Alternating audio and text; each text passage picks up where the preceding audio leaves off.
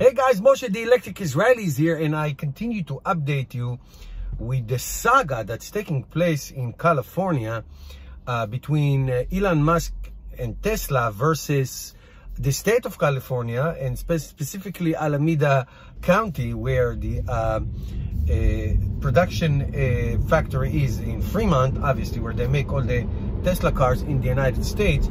So Elon was sure that the partial reopening will take place last week. It did not take place. There's still orders to shelter in place. And we all know he's been tweeting about it and interviewing about it, how fascist this whole thing to make force people to stay home and all that. That's beside the point. But he eventually decided to call up his workers, reopen against state and county orders. And in a tweet that he just put out yesterday, he basically said that they can come and arrest us, and if they decide to arrest us, I prefer that they arrest me. So this is a standoff between the state of California and especially Alameda County and Elon Musk.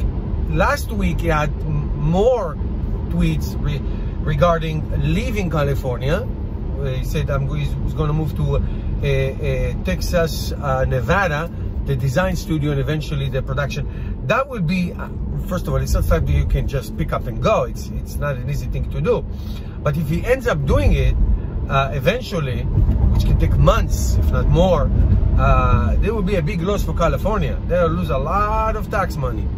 So obviously, Elon Musk and California are not getting along at all.